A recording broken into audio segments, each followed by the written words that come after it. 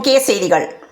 அரியலூர் மாவட்டம் ஜெயங்கொண்டத்தை அடுத்த மகிமைபுரத்தில் ரூபாய் 1000 கோடி மதிப்பீட்டிலான காலணி உற்பத்தி தொழிற்சாலைக்கு முதல்வர் மு க ஸ்டாலின் வெள்ளிக்கிழமை அடிக்கல் நாட்டினார். ஊட்டச்சத்தை உறுதி செய்யும் திட்டத்தின் 2ஆம் கட்டத்தை தமிழக முதல்வர் மு க ஸ்டாலின் அரியலூரில் வெள்ளிக்கிழமை தொடங்கி வைத்தார். தமிழகத்தில் திராவிட மாடல் ஆட்சி தொழில் மறுமலர்ச்சியை ஏற்படுத்தியுள்ளது என்று முதல்வர் மு க ஸ்டாலின் பெருமிதம் தெரிவித்துள்ளார். பெரம்பலூரில் 2026 சட்டப்பேரவை தேர்தல் பணிக்கான பெரம்பலூர் அரியலூர் மாவட்ட நிர்வாகிகள் சந்திப்பு கூட்டம் மற்றும் பெரம்பலூர் அரியலூர் மாவட்ட வளர்ச்சி திட்டப் பணிகள் குறித்த ஆய்வுக் கூட்டம் வெள்ளிக்கிழமை நடைபெற்றது. புகழூர் வட்டார பகுதிகளில் கருந்தலை புழுக்கள் தாக்குதலால் தென்னை மரங்கள் கருகி வருகின்றன. புழுக்களின் தாக்குதலை கட்டுப்படுத்தி பாதிக்கப்பட்ட விவசாயிகளுக்கு உரிய இழப்பீடு வழங்க வேண்டும் என விவசாயிகள் கோரிக்கை விடுத்துள்ளனர். கரூர் மாவட்டம் திருக்காடுதுறை அருகே முதல் திருமணத்தை மறைத்து 2ஆம் திருமணம் செய்த இளம்பெண் கணவருக்கு கொலை மிரட்டல் விடுத்தது தொடர்பாக போலீசார் வியாழக்கிழமை வழக்கு பதிந்து விசாரிக்கின்றனர். தஞ்சாவூர் மாவட்ட விசைப்படகு மீனவர்கள் இன்று முதல் கால வரையற்ற வேலை நிறுத்தம் அறிவித்துள்ளனர். கொல்ல வந்தாலும் மன்னிப்பேன், கட்சிக்கு துரோகம் செய்தால் மன்னிக்கவே மாட்டேன் என்று துரைமுருகன் எச்சரிக்கை விடுத்துள்ளார். தமிழகத்தில் சட்டப்பேரவை தேர்தலுக்கு அதிமுகவால் வலுவான கூட்டணியை அமைக்க முடியாது என்று மாநில சட்டத்துறை அமைச்சர் எஸ் ரகுபதி தெரிவித்துள்ளார். நாகையில் தொழில் பூங்கா அமைவதை விவசாயிகள் வரவேற்கும் நிலையில் சிலர் எதிர்ப்பு தெரிவிப்பது நியாயமற்றது என்று பள்ளிக் கல்வித்துறை அமைச்சர் அன்பில் மகேஷ் பொய்யாமொழி கூறியுள்ளார். மன்னார்குடியில் கணவனின் நோயின் கொடுமை தாங்க முடியாமல் கணவன், மனைவி, மகள் ஆகியோர் எலி மருந்தை சாப்பிட்டு தற்கொலைக்கு முயன்றதில் மகள் உயிரிழந்தார். வாக்காளர் பட்டியலில் திருத்தம் செய்ய இன்று சிறப்பு முகாம் நடைபெறவுள்ளது. சபரிமலை செல்லும் பக்தர்களின் வசதிக்காக சென்னை, திருச்சி, மதுரை உள்ளிட்ட நகரங்களில் இருந்து பம்பைக்கு விரைவு பேருந்துகள் சேவை நேற்று தொடங்கியது. நாம் தமிழர் கட்சி ஆட்சிக்கு வந்தால் தமிழக மீனவர்களை இலங்கை அரசு தொடக்கூட விடமாட்டேன் என அக்கட்சியின் தலைமை ஒருங்கிணைப்பாளர் சீமான் கூறியுள்ளார். வளரிளம் பருவத்தினர் காதலிக்கும் போது கட்டிப்பிடிப்பதும் முத்தம் கொடுப்பதும் குற்றம் ஆகாது என்று இளைஞர் மீது பதிவு செய்யப்பட்ட வழக்கை ரத்து செய்து உயர்நீதிமன்ற மதுரை கிளை நீதிபதி ஆனந்த் வெங்கடேஷ் உத்தரவிட்டுள்ளார். நாகர்கோவில் திருவனந்தபுரம் தேசிய நெடுஞ்சாலை சீரமைப்பு பணியை விரைவில் தொடங்க வேண்டுமென மார்த்தாண்டம் பகுதி வியாபாரிகள் வலியுறுத்தியுள்ளனர். கிண்டி அரசு பல்நோக்கு மருத்துவமனையில் டாக்டர்கள் போராட்டம் காரணமாக சிகிச்சைக்கு அனுமதிக்கப்பட்ட வாலிபர் இறந்ததால் அவரது உடலை வாங்க மறுத்து உறவினர்கள் போராட்டம் நடத்தினர். அமைச்சர் தங்கம் தென்னரசு மீதான சொத்து குவிப்பு வழக்கு விசாரணையை வருகிற டிசம்பர் 13ஆம் தேதிக்கு ஒத்திவைத்து ஸ்ரீவில்லிபுத்தூர் மாவட்ட முதன்மை அமர்வு நீதிமன்றம் வெள்ளிக்கிழமை உத்தரவிட்டது. சேலம் மாவட்டம் மேச்சேரியில் முன்னாள் முதல்வர் எடப்பாடி கே பழனிசாமிக்கு காவிரி உபரிநீர் நடவடிக்கை குழு விவசாய சங்கம் சார்பில் ஞாயிற்றுக்கிழமை பாராட்டு விழா நடைபெறுகிறது. சங்ககிரி மலையின் பின்புறம் கலியனூர் ராயலூர் சாலையில் மர்ம விலங்கின் கால் தடம் பதிவாகியுள்ளதாக வாட்ஸ்அப் தகவல் பரவி வருவதால் வருவாய்த்துறையினர், வனத்துறையினர் விசாரித்து வருகின்றனர். மழை காலத்தையொட்டி கெங்கவள்ளியில் பள்ளி மாணவர்களுக்கு தலைமை ஆசிரியை குடை அன்பளிப்பாக வழங்கியுள்ளார். முன்னாள் முதல்வர் ஓ பன்னீர்செல்வம் அவரது அமைப்பான அதிமுக தொண்டர்கள் உரிமை மீட்புக் குழு மாவட்ட செயலாளர்களுடன் நவம்பர் 27இல் ஆலோசனை நடத்தவுள்ளார். தமிழகத்தில் உள்ள மருத்துவ காலி பணியிடங்கள் நிரப்பக்கோரி தேவைப்பட்டால் இந்திய கம்யூனிஸ்ட் கட்சி போராட்டம் நடத்தும் என அக்கட்சியின் மாநில செயலர் ரா முத்தரசன் தெரிவித்துள்ளார். தாம்பரம் பணிமனையில் ஞாயிற்றுக்கிழமை காலை 7 முதல் மாலை 5 மணி வரை பராமரிப்பு பணிகள் நடைபெறவுள்ளன. இதனால் அந்நேரத்தில் சென்னை கடற்கரை தாம்பரம் இடையே இரு மார்க்கத்திலும் மின்சார ரயில்கள் ரத்து செய்யப்பட உள்ளன. வாக்காளர் பட்டியல் திருத்தப் பணிகள் தொடர்பான தகவல்களை பெற 1950 என்ற கட்டணமில்லாத எண்ணை பயன்படுத்தலாம் என்று இதற்கான அறிவிப்பை தமிழக தேர்தல் துறை வெளியிட்டுள்ளது. லாட்டரி அதிபர் மார்டினுக்கு சொந்தமான இடங்களில் அமலாக்கத்துறை சோதனை 2வது நாளாக வெள்ளிக்கிழமையும் நடைபெற்றது. தொடர் மழை காரணமாக குற்றாலம் அருவிகளில் சுற்றுலா பயணிகள் குளிக்க தடை விதிக்கப்பட்டுள்ளது. தேசிய நீர் விருதுகளுக்கு விண்ணப்பிக்கலாம் என்று தமிழக அரசு அழைப்பு விடுத்துள்ளது. ஆராய்ச்சிகளுக்கான பயிற்சி மாணவர் பரிமாற்ற திட்டங்கள், வேலை வாய்ப்புகள் தொடர்பாக சென்னை மற்றும் பாலக்காடு ஐஐடிக்கள் இடையே புரிந்துணர்வு ஒப்பந்தம் மேற்கொள்ளப்பட்டுள்ளது. மேட்டூர் அணைக்கு நீர்வரத்து வினாடிக்கு 7736 கனஅடியாக அதிகரித்துள்ளது. அதேபோல ஒகேனக்கலில் 6500 கனஅடியாக நீர்வரத்து அதிகரித்துள்ளது. திருவண்ணாமலையில் லட்சக்கணக்கான பக்தர்கள் கிரிவலத்தில் பங்கேற்றதால் தள்ளுமுள்ளு ஏற்பட்டதால் பரபரப்பு நிலவியது. சுதந்திர போராட்டத்தில் பழங்குடியின மக்களின் பங்கு இன்றியமையாதது, ஆனால் அது குறித்து எங்கும் ஆவணப்படுத்தப்படவில்லை என கவர்னர் ஆர்.என். ரவி பேசியுள்ளார்.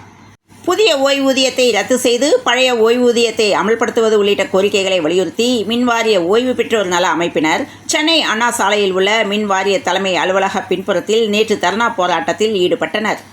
வரலாற்றில் அழிக்க முடியாத ஆட்சியாக திராவிட மாடல் ஆட்சி இருக்கும் என்று மு க ஸ்டாலின் தெரிவித்துள்ளார். தமிழக மின் வாரியத்திற்கு 26,300 மின்மாற்றிகள் கொள்முதல் செய்ய டெண்டர் விட்டத்தில் 397 கோடி ரூபாய்க்கு முறைகேடு செய்யப்பட்டுள்ளதாக மின்துறை அமைச்சர் செந்தில் பாலாஜி மற்றும் அதிகாரிகள் மீது அதிமுக சார்பில் லஞ்ச ஒழிப்பு போலீசில் புகார் அளிக்கப்பட்டுள்ளது. தமிழகத்தில் பள்ளி கல்லூரிகளில் இருந்து 100 மீட்டர் சுற்றளவில் போதைப்பொருள் விற்கும் கடைகள் இருக்கக்கூடாது என்று ஐகோர்ட் உத்தரவிட்டுள்ளது. நிலம் தேடுவது, எல்லை பிரச்சினை ஆகியவை காரணமாக கிராம மரகத பூஞ்சோலை திட்டம் சில மாவட்டங்களில் முடங்கும் நிலை ஏற்பட்டுள்ளது. இதுகுறித்து விசாரித்து பிரச்சினைக்கு தீர்வு காண வனத்துறை அதிகாரிகள் நடவடிக்கை எடுத்து வருகின்றனர். பெட்ரோல், டீசலில் எத்தனால் கலப்பு அதிகரிப்பால் மக்காச்சோளம் பயிரிடும் பரப்பு அதிகரிக்க வாய்ப்புள்ளதாக தகவல் தெரிவித்துள்ளனர். 1000 கிலோ அரிசியில் சாதம், 500 கிலோ காய்கறிகள். தஞ்சாவூர் பெரிய கோயில் பெருவுடையார் அன்னாபிஷேகம் சிறப்பாக நடைபெற்றது. புதுக்கோட்டை மாவட்டம் அறந்தாங்கி அரசு மகளிர் மேல்நிலைப் பள்ளியில் மாணவிகள் விடுதியில் போலி அதிகாரிகள் ஆய்வு மேற்கொண்டதால் வார்டன் பணியிடை நீக்கம் செய்யப்பட்டுள்ளார். போதைப்பொருள் விவகாரத்தில் சிறப்பு கண்காணிப்பு குழு அமைக்க ஐகோர்ட் உத்தரவிட்டுள்ளது. சத்துணவு திட்டத்தின் கீழ் மாணவர்களுக்கு வழங்கப்படும் உணவு வகைகளில் சிறு மாற்றம் செய்யப்பட்டுள்ளது. அரசியல் கட்சி நிகழ்ச்சிகளில் பங்கேற்றதாக எழுந்த புகாரின் பேரில் நெல்லை மாவட்ட நில எடுப்பு வட்டாட்சியர் செல்வகுமார் காத்திருப்போர் பட்டியலுக்கு மாற்றம் செய்து நெல்லை மாவட்ட ஆட்சியர் கார்த்திகேயன் நடவடிக்கை எடுத்துள்ளார். ஆளுங்கட்சியை விமர்சிக்கும் போது கண்ணியத்துடனும் எச்சரிக்கையுடனும் பேச வேண்டும் என அதிமுக முன்னாள் அமைச்சர் CV சண்முகத்திற்கு சென்னை உயர்நீதிமன்றம் அறிவுறுத்தியுள்ளது. ஜனநாயகத்தை வலுப்படுத்துவதாக கூறிக்கொண்டு திமுக, அதிமுக கட்சியினர் மாறி மாறி குற்றச்சாட்டுகளை கூறுகின்ற நேரே தவிர நாட்டுக்கு நல்லது செய்யும் எண்ணமில்லை என சென்னை உயர்நீதிமன்றம் கருத்து தெரிவித்திருக்கிறது. ஆளுநரை நோக்கி கேள்வி எழுப்புங்கள் என்று UGC தலைவருக்கு கி. வீரமணி கண்டனம் தெரிவித்துள்ளார். அரசு விளையாட்டுப் போட்டி பேனரில் இஸ்லாமிய சின்னமா என்று கேள்வி எழுப்பி திட்டமிட்டு பரப்பப்படும் வதந்தி என்று TN ஃபேக்ட் செக் விளக்கம் அளித்துள்ளது. கட்சிக்காரர்கள் ஒவ்வொருவரையும் கண்காணித்து வருகிறேன் என்று அமைச்சர் துரைமுருகன் தெரிவித்துள்ளார். கோடநாடு கொலை கொள்ளை வழக்கில் தற்போது முதல்வராக இல்லாத அதிமுக பொதுச் செயலர் பழனிசாமியிடம் ஏன் விசாரணை நடத்தக்கூடாது என சென்னை கோர்ட் கேள்வி எழுப்பியுள்ளது.